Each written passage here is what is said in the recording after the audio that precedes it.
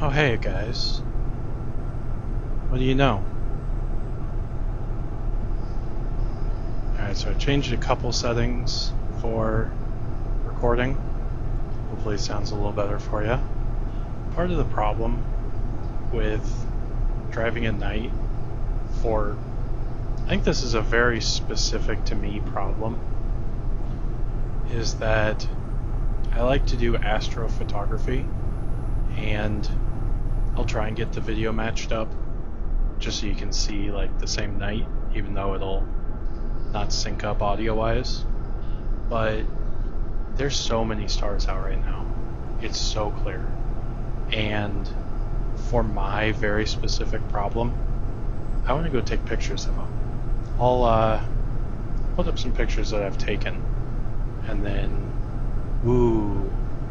oh, look at that one. I don't know which ones they are. I'm just making noises. But, like, obviously I have a job to do, but it's kind of like, hey, look at what you're missing out on. And that stinks a little bit, because, you know, your job doesn't want you just, well, in trucking at least, they don't want you just pulling over to take pictures of stuff, because then all the freight you're hauling ends up being late, which then everybody gets mad at them, and then they get mad at me, so they preemptively get mad at me.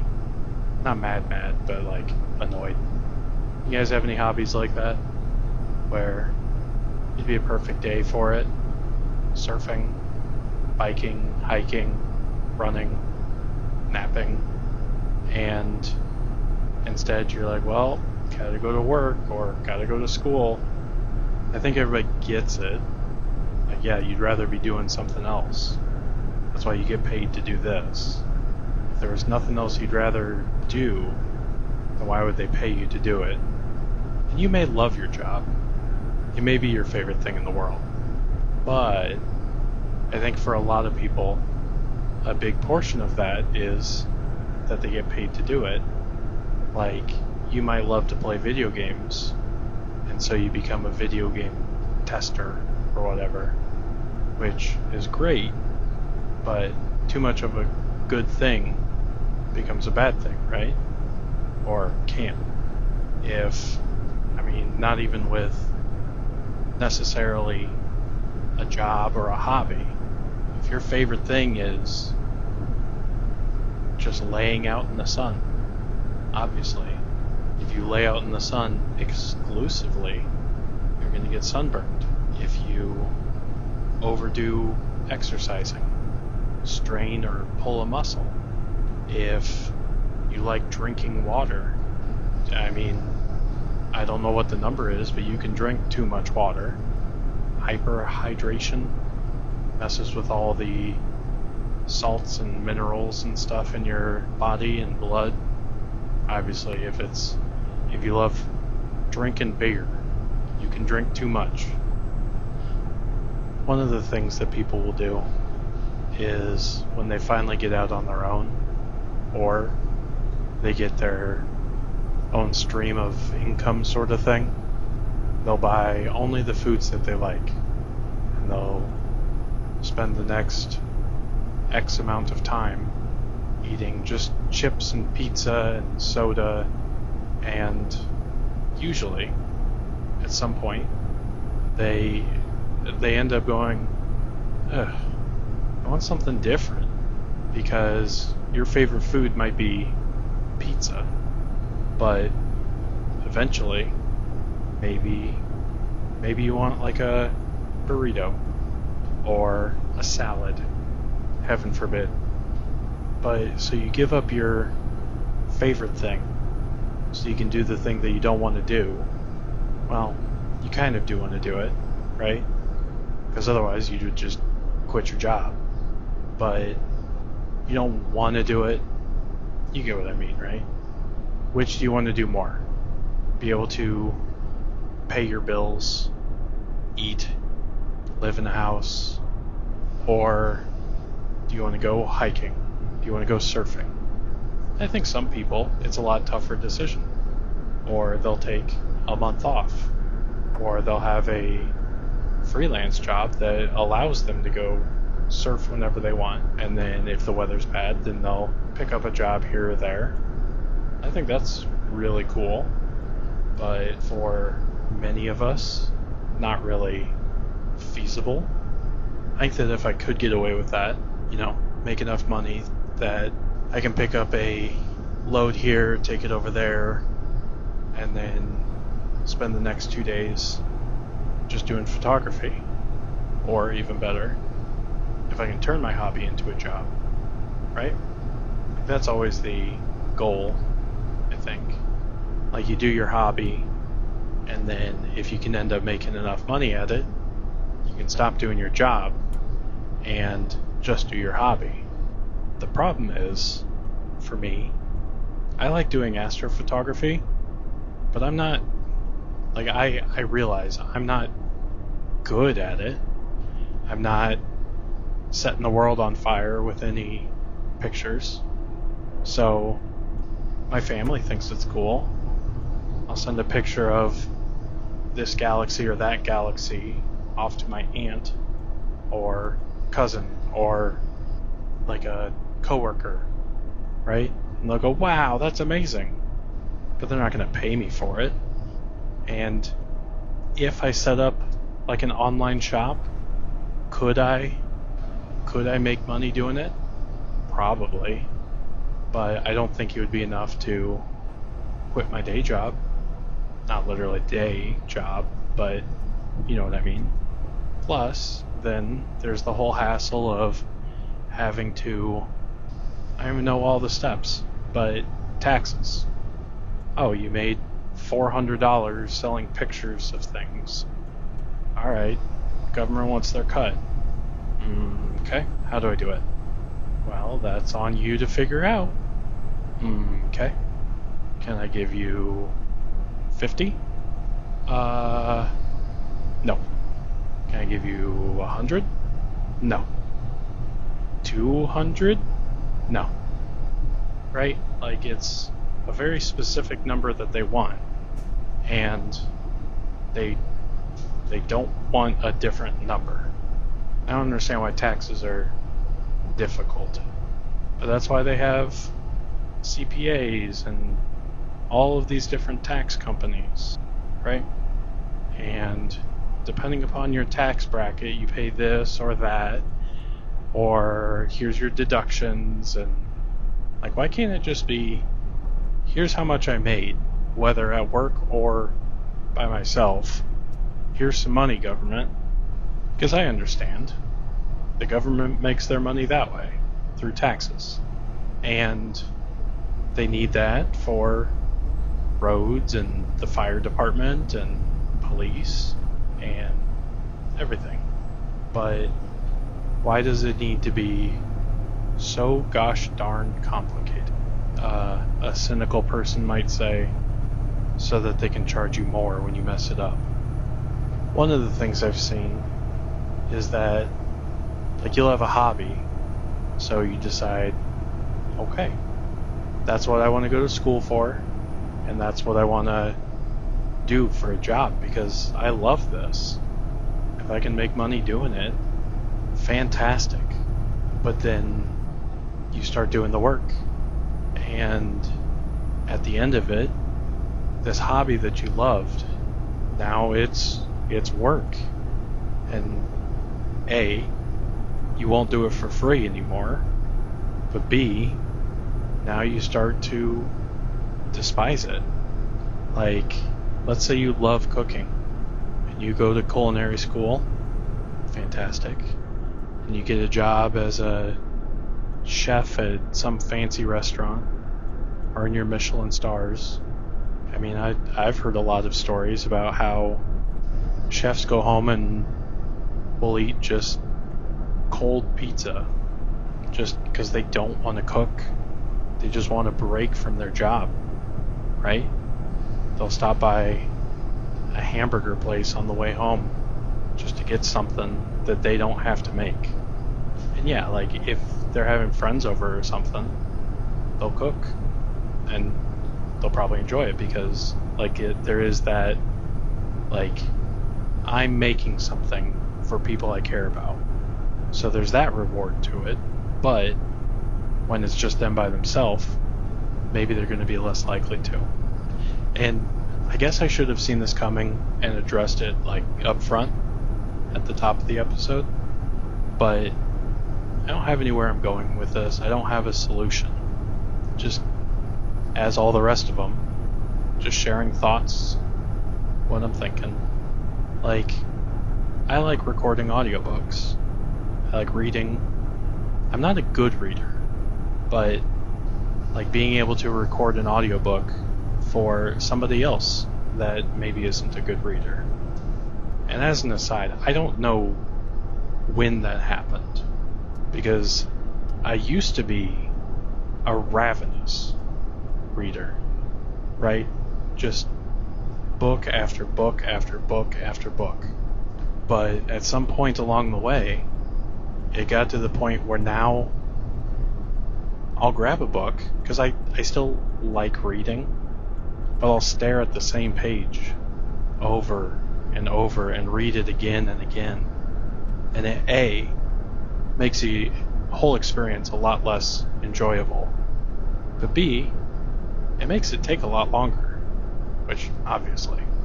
But even if it takes me 20 minutes to read a page, I know that somebody else out there is sort of in that same boat, but maybe they're too embarrassed to try and seek out help, or they don't want to, whatever reason they have, and they just go, well, I guess I'm not reading that.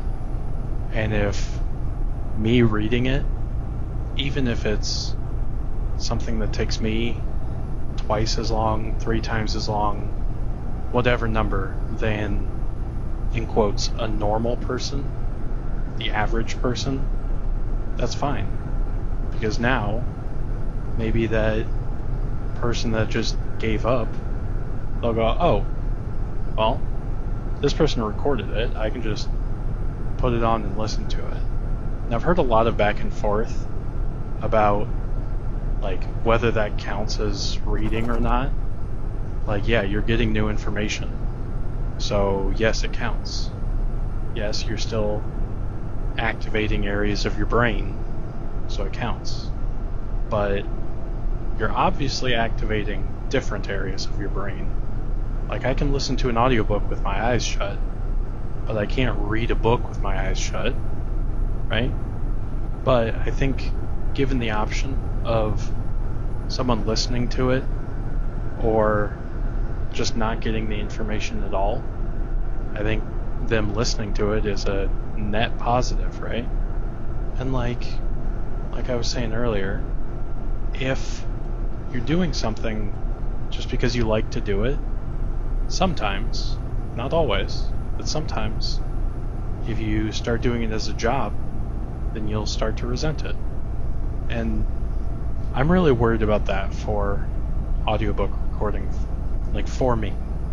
Because I've reached out to different, are they still called publishing houses for audiobooks?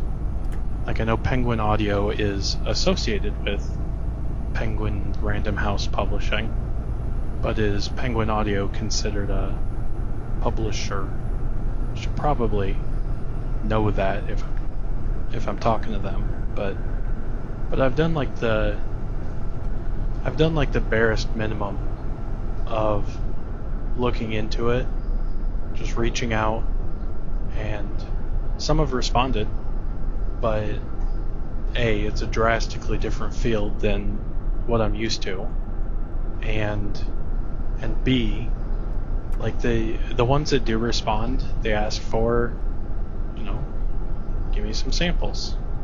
And I don't have like a lot of samples, right? Like, I'm working on it, but I don't have a huge portfolio. That's the word I was looking for.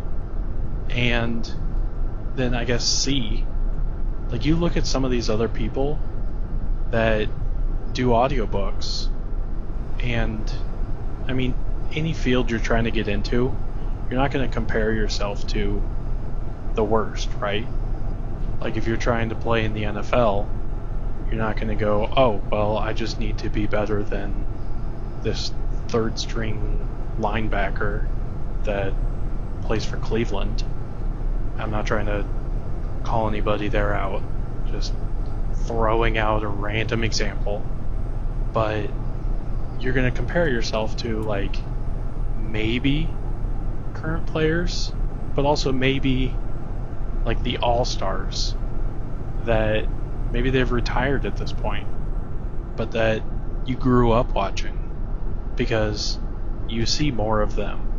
So that's who you compare yourself to. And you can step back and realize, hey, most linebackers aren't going to play like that. So maybe I've got a chance. Maybe I won't make first string, and maybe I'll get 5 plays in a game if 2 guys get hurt. But I feel like a lot of people, when they get started at least, look at the all-stars and they go, well, I'm nowhere near as good as that. I don't have a chance. And then give up. And I'm guilty of that 100%. Cause like for me, for audiobooks, for whatever reason, I really like to listen to sci-fi. So I have narrators like Ray Porter, who's absolutely amazing and fantastic, or my all-time favorite, R.C. Bray. And then, like, I look at what I'm doing, and I'm nowhere near their level. So if I go to Random Audio House, or Penguin Audio, or any of them, and say, like, hey, I want to be an audiobook narrator. They go, okay, send me your portfolio. And I send it over. Like, the whole time I'm going, well, I have to have, like, a whole thing that's like, I have to beat R.C. Bray at what he's been doing successfully for so long. And I'm just some guy. And it's important to realize that no, you don't. And especially with audiobook narration, like, maybe sci-fi isn't your genre to narrate, right? Maybe you're better at historical fiction, or nonfiction, or fantasy, or whatever, right? But, like, every genre is going to have their R.C. Bray, their Ray Porter, their Luke Daniels. Just like how in football, for example, every position is going to have their Steve Young, their Joe Montana, Dan Marino, John Elway, Troy Aikman, right? Tom Brady. But does that mean you need to be better than any of them to be a quarterback in the NFL? Well, no, obviously not. One of the interesting parts about audiobook recording is that you'll also have celebrities come in and read a book. Like, I know Will Wheaton does a lot of audiobooks, and he's great. I preferred the R.C. Bray version of The Martian, so I was disappointed when his came in and replaced it, but he still did a good job. And he did the narration for Ready Player One, and I thought he did a fantastic job. Or, and I'm not going to remember his name, Aiden something, I believe. The guy that played Littlefinger, or Lord Peter Baelish on Game of Thrones, he did the narration for The Art of War, which was during the filming of Game of Thrones, so it was very fitting.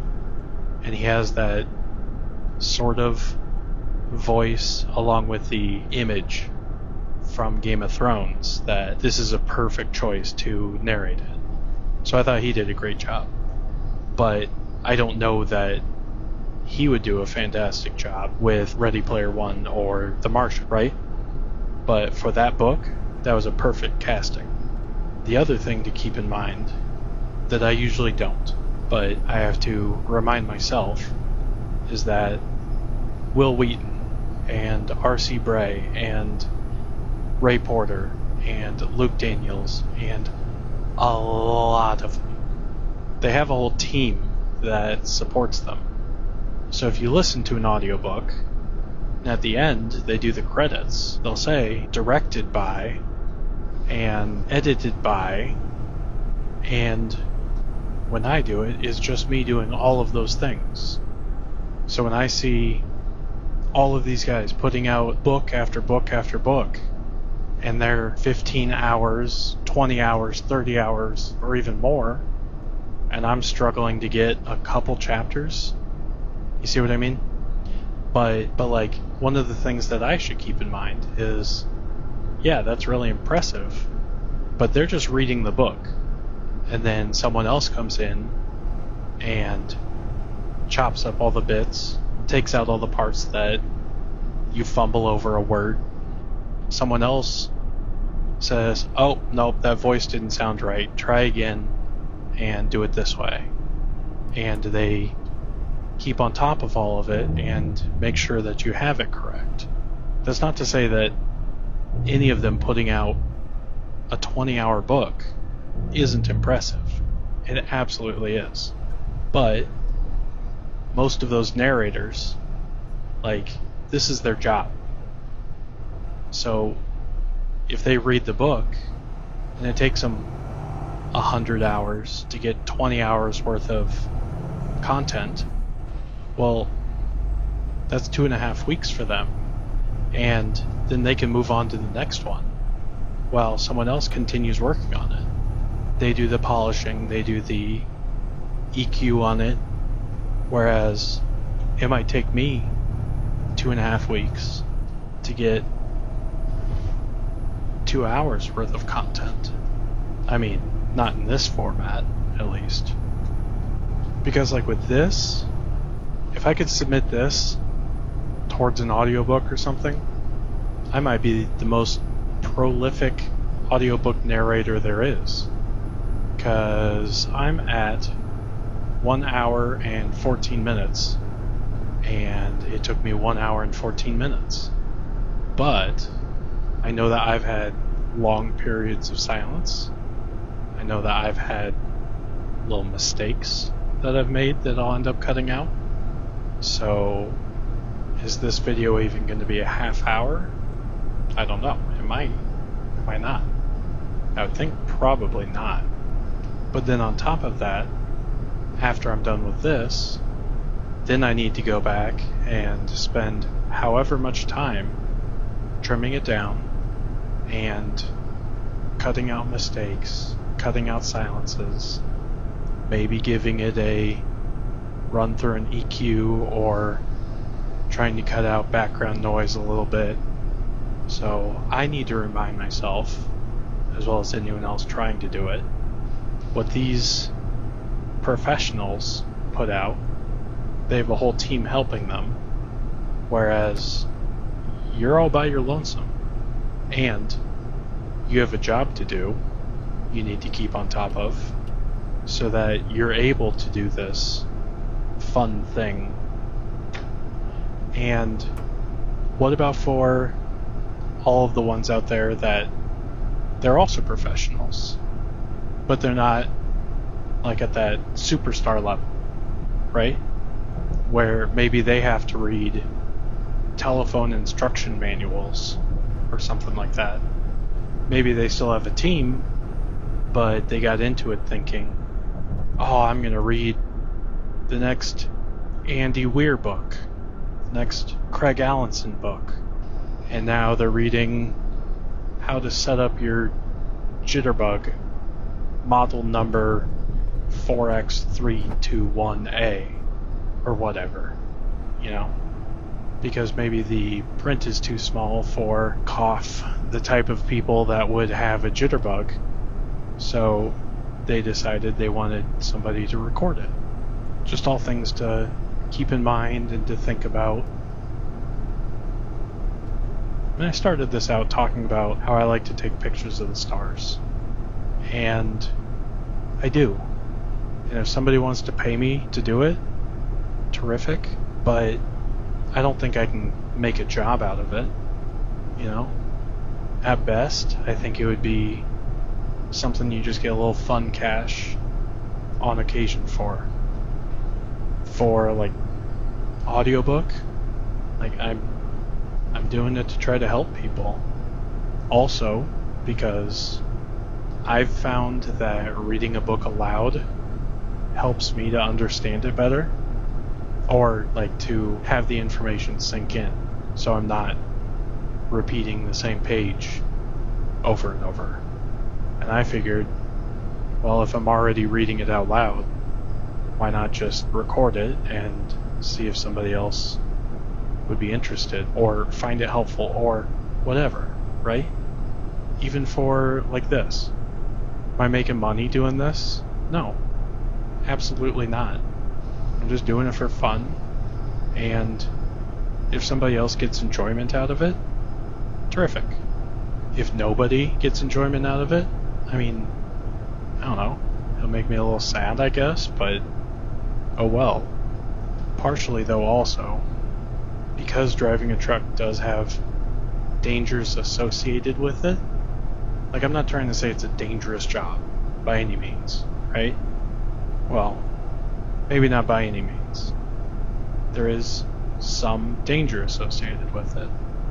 Just like delivering pizzas has some danger associated with it, right? As a job, I would say it's more dangerous than working in a cubicle, but obviously less dangerous than being an astronaut, right? But if, knock on wood, anything were to happen, then hopefully, at least for a while, my kids would have, like, oh yeah, this is what your dad sounds like, this is what he talked like. And so some of the books that I've recorded, like, they're not interesting to me, but I didn't record them for me, Anyway, I feel like I should have had, like, a great wrap-up to all of this, or some big reveal, or a big point I was making, and unfortunately I don't. It's just, hey guys, I'm talking about stuff, and it doesn't really go anywhere, but here's some thoughts I had, and that's the extent of this episode. I think you could probably make the argument, most of them, that I do, but I don't know. Maybe someone will find it interesting. If you guys enjoy this sort of thing, consider a like or a subscribe or a comment. But until next time, hope you guys have a great rest of your day, and be safe.